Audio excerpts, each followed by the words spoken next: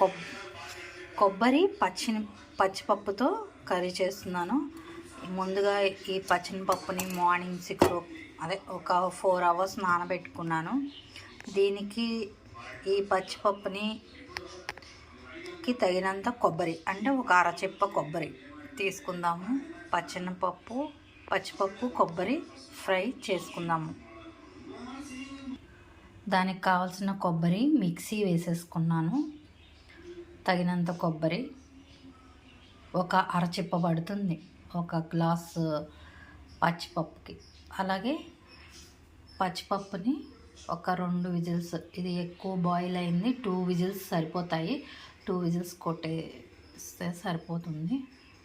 ఇప్పుడు మనం కర్రీ చేసేసుకుందాము. పచ్చిపప్పు కొబ్బరి ఫ్రై. దానిలోకి ఒక ఉల్లిపాయ, కొన్ని పచ్చిమిర్చి, కొంచెం కొత్తిమీర, కరివేపాకు, తాలింపు గింజలు. ముందుగా బాండి పెట్టేసుకుందాం. ఆయిల్ వేసేసుకుందాం. ఆయిల్ వేడెక్కిన తర్వాత తగినన్ని ఆవాలు, తగినన్ని మినపప్పు, తగినంత జీలకర్ర. ఈ తాలింపు బాగా వేగిన తర్వాత కొంచెం 2 ఎండుమిర్చి కూడా వేద్దాము.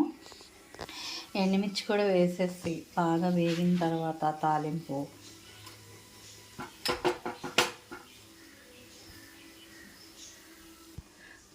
వేగింది, కరివేపాకు వేసుకుందాం. అది వేగిన తర్వాత ఉల్లిపాయలు, పచ్చిమిర్చి కూడా వేసేసుకొని తగినంత వేసేసి వేపేసుకుందాం. తర్వాత మనము మిక్సీ వేసి పెట్టుకున్న కొబ్బరి వేసేద్దాము. ఇది కొంచెం వేగిన తర్వాత పచ్చిపప్పు, తగినంత ఉప్పు, కారం వేసేద్దాము. అంతే.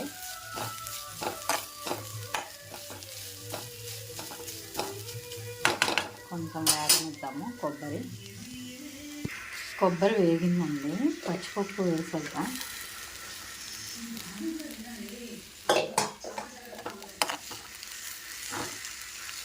బాగా కలిపేసాక కర్రీ రెడీ అయిపోయిందండి. పచ్చిపప్పు, కొబ్బరి, కొత్తిమీర కూడా వేసాను. నేను కారం వేయట్లేదు, పచ్చిమిర్చి కారమే సరిపోతుంది. నేను వేసిన పచ్చిమిరపకాయలే సరిపోతాయి. మీకు కనుక నచ్చినట్లయితే లైక్ చేయండి, షేర్ చేయండి, సబ్స్క్రైబ్ చేయండి. ఈ రెసిపీని ట్రై చేయండి. Thank you. చారులోకి ఈ రెసిపీ చాలా బాగుంటుంది, రసంలోకి. Thank you.